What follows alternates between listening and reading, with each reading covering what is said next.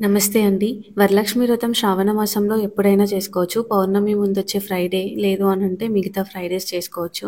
మనం ఏ వ్రతం చేసుకున్నా జనరల్‌గా కలశ స్థాపన చేస్తాం గదా! దానికోసం ఇక్కడ నేను ప్రిపేర్ చేస్తున్నాను కలశం పెట్టడానికి. ఈ కలశం ఎందుకు పెడతారంటే లక్ష్మీదేవి అమ్మవారిని కలశంలోకి ఆహ్వానిస్తారనమాట. అందుకే మనం ఎంత ఎత్తు విగ్రహం పెట్టినా కూడా ఈ కలశంకే పూజ చేస్తారు. అంటే అమ్మవారికి కూడా చేస్తారు. కానీ మెయిన్‌గా కలశంకి పూజ చేస్తారు. ఇందులో 2 రకాలుంటాయి. వాటర్‌తో పెడతారు. లేదు అంటే బియ్యంతో గూడా పెడతారు. ఇక్కడ నేనైతే వాటర్‌తో మాత్రమే కలశం పెడతాను. కలశంలో జనరల్‌గా నీళ్లు పోసి కుంకుమ, పసుపు, గంధం ఏదైనా సుగంధ ద్రవ్యాలు ఏదైనా వేసి ఒక పువ్వు వేస్తాను. ఆ తర్వాత కొబ్బరికాయ పెట్టి దాని చుట్టూ మామిడాకులు పెడతాను. జాకెట్ ముక్క ఏమంటారు ట్రయాంగిల్ షేప్‌లో పెట్టేసి ఏదన్నా అమ్మవారి రూపు ఉంటే రూపేస్తాను. లేదంటే అమ్మవారిది ఏదైనా చైన్ ఉంటే ఏసి గాజులు, వస్త్రం, పువ్వులు అలాంటివేమన్నా సమర్పించి కంకణం కడతాను అంతే. నాకు తెలిసింది నేను విన్నది ఒక చిన్న స్టోరీ మీతో షేర్ చేసుకుంటాను.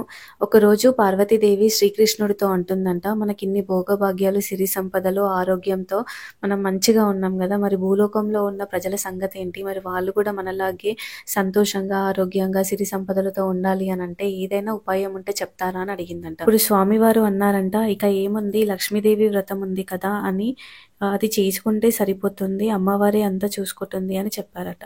అప్పుడు పార్వతీదేవి ఈ ఇన్ఫర్మేషన్‌ని ప్రజలకు ఎలాగైనా సరే నేను తెలియజేయాలి అని జెప్పేసి ఆలోచిస్తూ ఉండగా, చారుమతి దేవి అని ఒక ఉత్తమ ఇల్లాలు కనిపించిందంట.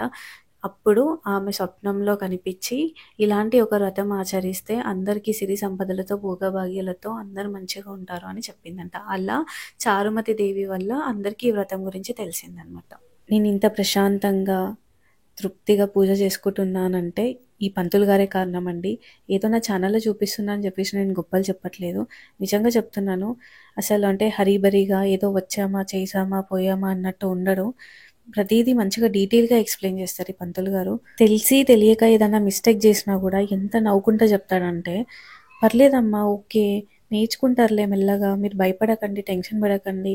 మంచిగా సంతోషంగా, తృప్తిగా చేయండి" అని చెప్తారు. అసలు ఎంత కాన్ఫిడెన్స్ వస్తదంటే, నిజంగా నిమ్మలంగా ఏదో ఫ్రెండ్లీగా చేసేస్తాను నేను పూజ గూడా. అలాగా మనం హాస్పిటల్‌కెళ్ళినప్పుడు ఆ డాక్టర్ మనల్ని స్మైలింగ్ ఫేస్ తోటి వెల్కమ్ చేస్తే మన రోగాలన్నీ చెప్పాలనిపిస్తది. లేదనుకోండి మనం ఉన్న కాస్త గూడా మర్చిపోయి ఏదో చెప్పామా అన్నట్టు చెప్పేసి వచ్చేస్తాము. సో, మనకి ఇంట్లో చేసే పంతులు గూడా అంతే ఫ్రీగా ఉండాలి. అలా నా వరలక్ష్మి వ్రతం ఫ్రైడే రోజు ఈవినింగ్ చేసేసుకున్నాను. తర్వాత వాయినాలు ఇచ్చేసుకొని ఇది నెక్స్ట్ డే సాటర్డే రోజండి. కలశంని ఎలా జరపాలి ఏంటి అనేది ఒక డౌట్ ఉంటుంది ప్రతి ఒక్కరికి.